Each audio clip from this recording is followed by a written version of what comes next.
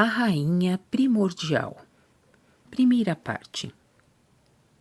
Desde muito vibra nos seres humanos um saber a respeito da Rainha Primordial, designada por alguns também Mãe Primordial ou Rainha do Céu.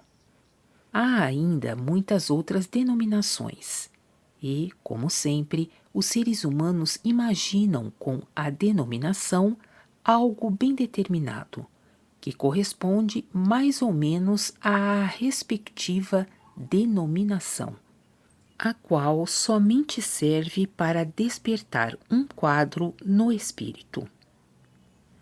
Tal quadro se orienta sempre, naturalmente, de acordo com a respectiva espécie de uma denominação, e não por último, também fortemente, de acordo com o caráter e grau de cultura da pessoa que, ao ouvir, deixa surgir em si o quadro.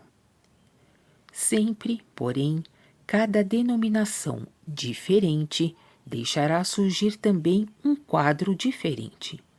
Nem pode ser de outra maneira com o espírito humano. A denominação verbal desperta um quadro que, por sua vez, forma a seguir o conceito. Nessa sequência jaz o círculo de movimentação do ser humano terreno, ou melhor dito, do espírito humano encarnado na Terra. Após partir desta Terra, cai para ele também a denominação verbal, como é condicionada e conhecida durante a permanência na Terra, permanecendo-lhe ainda o quadro que nele então tem de formar o conceito. A palavra terrena e o quadro que surge no espírito são, portanto, para o espírito humano, os meios auxiliares para a formação do conceito. A tais meios auxiliares juntam-se ainda, finalmente, a cor e o som, para completarem direito o conceito. Quanto mais alto o espírito humano subir na criação, tanto mais forte sobressaem a cor e o som em seus efeitos. Na realidade, não são duas coisas separadas, mas sim uma só. Para o ser humano, parecem ser duas, porque em sua condição terrena não está capacitado a abrangê-las como uma só coisa. A coparticipação da cor e do som na formação de um conceito também já encontramos aqui na Terra, nesta matéria grosseira, mesmo que proporcionalmente seja esboçado somente de modo fraco, pois muitas vezes, na formação do conceito a respeito de uma pessoa, a escolha das cores para seu ambiente e seu vestuário, mesmo que inconsciente na maioria dos casos para os seres humanos, representa um papel que não deve ser subestimado. E no falar, através da entonação alternada, utilizada involuntariamente ou também de maneira propositada, fica este ou aquele dito formalmente sublinhado, evidenciado e, conforme se diz muito bem, acentuado, a fim de despertar com o que foi dito uma impressão bem determinada, o que não significa outra coisa senão querer deixar surgir com isso o conceito certo nos ouvintes.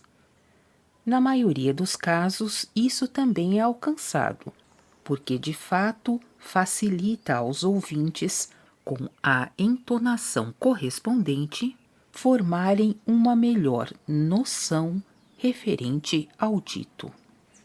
De maneira diferente, não é também quanto ao efeito das diversas denominações a respeito da Rainha Primordial.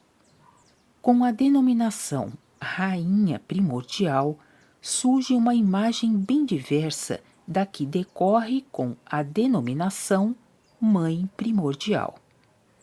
Também a expressão Rainha Primordial cria desde logo uma certa e justificada distância, ao passo que a expressão Mãe Primordial quer ligar mais intimamente.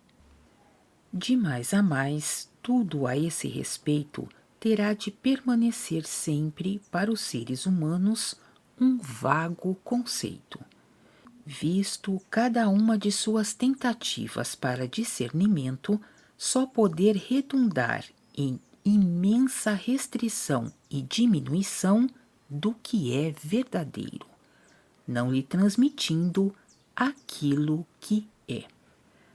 Ainda assim, quero dizer qualquer coisa a respeito, porque, do contrário, a fantasia doentia dos seres humanos, incentivada, orientada e também dirigida através de sua presunção, cria imagens às quais, por sua vez, como sempre nisso, procuram impelir notoriamente qualquer importância e valor dos espíritos humanos terrenos para o primeiro plano. Para que isso não possa acontecer, e a fim de evitar equívocos, quero falar sobre isso, principalmente porque também nas concepções já existentes encontra-se muita coisa errada. Concorrem para isso o demasiado pensar próprio e desejar dos seres humanos.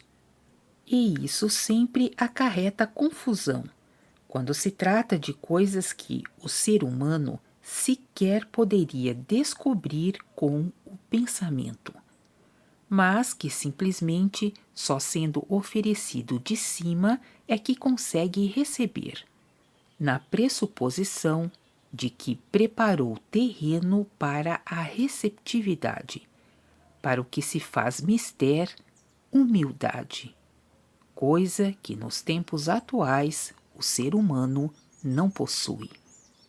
E para aumentar ainda mais a confusão, muitas pessoas também denominam a Mãe terrena de Jesus Rainha do Céu, o que, com alguma noção das rígidas leis primordiais da criação, nunca poderia ser possível, porque um espírito humano terreno, como foi Maria de Nazaré, jamais conseguiria ser Rainha do Céu. Assim também com relação às inspirações e aparições que muitos artistas e outras pessoas tiveram da Rainha do Céu com a coroa, nunca se referiam a Maria de Nazaré, se é que se tratava de quadros outorgados do alto. Em muitos casos tratava-se somente de próprias imagens de fantasia. As legítimas aparições, porém, mostravam sempre imagens de Elizabeth com o menino Parsifal, ou também sem ele. Foram apenas quadros móveis mostrados pelos guias, nunca a própria Elizabeth, que não pode ser vista pelos seres humanos. Contudo, tais quadros sempre ficaram incompreendidos pelos seres humanos. Era, sim, a Rainha do Céu. Nisso estavam certos, pois para ela dirigiram, na maior parte das vezes, seus anseios e seus rogos, mas ela não era equivalente a Maria de Nazaré. A tal respeito, os próprios seres humanos outra vez juntaram algo sem encontrar a verdadeira e legítima conexão. Infelizmente, sempre fazem assim, conforme eles cuidam e supõem, e que então também tem de estar certo, enquanto nem são capazes de, com seus pensamentos, atingir até o divino. Também neste ponto, os seres humanos terrenos causaram muito infortúnio, dada a presunção do seu querer saber próprio, e dificultaram com isso, de maneira inenarrável, o caminho de Maria de Nazaré. Foi para ela um tormento ver-se ligada forçosamente pelos próprios seres humanos terrenos aos caminhos falsos deles. Tais erros têm sua origem perfeitamente compreensível, novamente, na maior epidemia dos espíritos humanos, inimiga da luz, a preguiça espiritual, que, sob o domínio do raciocínio, ou os torna espíritos presunçosos presos à terra, ou os faz cair por motivos religiosos no lado oposto, em toda sorte de imaginações pueris, considerando tudo possível. Chamo isso categoricamente de pueril, porque infantil não é, pois o infantil contém em si muito mais formas sadias, ao passo que a presunção presa à terra, bem como a imaginação pueril, só resultam em obras fragmentárias e doentias. Por isso torno a clamar hoje: aprendei a receber, seres humanos. Só então podereis tornar-vos realmente grandes nesta criação.